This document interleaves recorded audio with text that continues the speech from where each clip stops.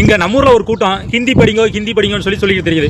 அந்த கூட்டம் ஹிந்தி படிச்சும் பயன் இல்லாம அமெரிக்கா போயிட்டு அங்க அமெரிக்காவில் கேட்கக்கூடிய கேள்விக்கு பதிலும் தெரியாம கேள்வியும் புரியாம திருன்னு முடிச்சு இருந்துட்டு திரும்ப இந்தியா திரும்பி வந்துடுது. இந்தியா திரும்பி வந்துட்டு இங்கே இருக்கக்கூடிய தலைவர்கள் நம்ம காந்தி, நேரு, பெரியார், அம்பேத்கர் இந்த மாதிரி சட்ட மேதைகளை இங்க குறை சொல்லிக்கிட்டு உலகத்துக்கே ஒழுக்கத்தை பொதிச்ச நம்ம திருவள்ளுவருக்கு காவி உடைய சாத்தவும் இந்த மாதிரி வேலைகளை செஞ்சுக்கிட்டு இருக்காங்க.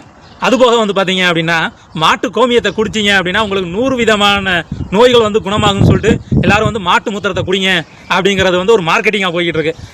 இந்த கோமியத்தை குடிக்க சொல்லி ஒரு MBBS படிச்ச டாக்டர் அம்மா, அதாவது நம்ம தமிழ்நாட்டில் இருக்கக்கூடிய ஒரு MBBS படிச்ச ஒரு டாக்டர் அம்மா, அவங்க என்ன சொல்றாங்க அப்படின்னா இந்த நீங்க கோமியத்தை குடிச்சிங்க அப்படின்னா உங்களுக்கு 100 விதமான நோய்கள் குணமாகும் அப்படிங்கறத சொல்றாங்க. சயின்டிபிக்கா 100 விதமான நோய்கள் குணமாகும் அப்படிங்கறத ஒரு MBBS படிச்ச டாக்டர் அம்மா சொல்றாங்க.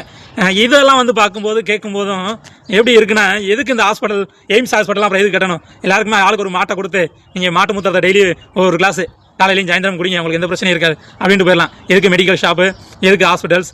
சாம்பார் ஆப் எனக்கு. அவங்க சொந்த நாட்டில் இருக்கக்கூடிய மக்களுக்கு, அதாவது இந்தியா நாடு, அந்த பெரிய நாடு பாத்தீங்கன்னா மாநிலங்களா பிரிச்சிருக்காங்க. அவங்களுக்கு வேண்டுங்கிற மாநிலங்களுக்கு நிதியை கொடுக்கவும், அவங்களுக்கு தேவை இந்த மாநிலங்கள் எனக்கு தேவையில்லை அப்படிங்கிற மாநிலங்களுக்கு நிதி கொடுக்காமவும், இது சொந்த நாட்டில் இருக்கக்கூடிய மக்களுக்கு துரோகம் பண்ற மாதிரியான செயல். அப்போ நீங்க சொந்த நாட்டில் இருக்கக்கூடிய உங்க மக்களுக்கு நீங்க துரோகம் பண்ணுனீங்க அப்படின்னா, அமெரிக்காக்காரன் சட்டவிரோதமா என் நாட்டுக்குள்ள குடி வந்தவங்களை நான் அங்கிருந்து வெளியேற்றுறேன்னு சொல்லிட்டு அவன் கையிலையும் காலையும் விலங்கு போட்டு அனுப்புறான் அப்படின்னா அதை கண்டிக்க முடியாது உங்களால. ஏன்னா நீங்க சொந்த நாட்டில் உங்க மக்களுக்கே நீங்க இப்படி தேவைகளுக்கான ஒரு நிதியவே வச்சுக்கிட்டு கொடுக்க மாட்டேங்கிறீங்க. ஏன்னா பிளாக்மெயில் பண்றீங்க. இதை பண்ணுனீங்கன்னா உங்களுக்கு நான் நிதி கொடுப்பேன், இல்லையா பாய் பாய் அப்படிங்கிறீங்க.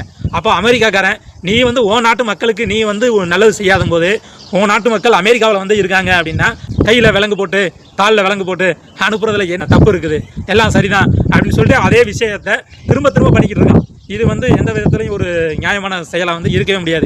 சீனா பிரதமர், ஜப்பான் பிரதமர், கொரியா பிரதமர் இவங்கெல்லாம் பார்த்துட்டீங்க அப்படின்னா வெறும் 4 அடியில் தான் இருப்பாங்க. அந்த 4 அடியில் இருந்தாலும் அவங்க மொழியில அவங்க பேசும்போது ரொம்ப போல்டாகவும் ரொம்ப கம்பீரமாகவும் பேசுவாங்க. ஆனால் மற்ற நாட்டுக்காரங்க கேட்குறாங்க அப்படின்னா அவங்க என்ன பேசுறாங்கிறது புரியாது. ஆனால் அவங்க மொழியில் அவங்க ஒரு கம்பீரமாக ஒரு போல்டாக பேசும்போது அடுத்த நாட்டுக்காரன் அதை பார்க்குறான் அப்படின்னா அவனுக்கு ஒரு பயம் இருக்கும். அந்த அளவுக்கு ஒரு கான்ஃபிடென்ட் இருக்கும். அவங்க டிரான்ஸ்லேட்டர் வச்சிருப்பாங்க. இவங்க பேசக்கூடிய விஷயத்தை அவங்க டிரான்ஸ்லேட்டர் மூலியமா அவங்க டிரான்ஸ்லேட் பண்ணி சொல்லுவாங்க.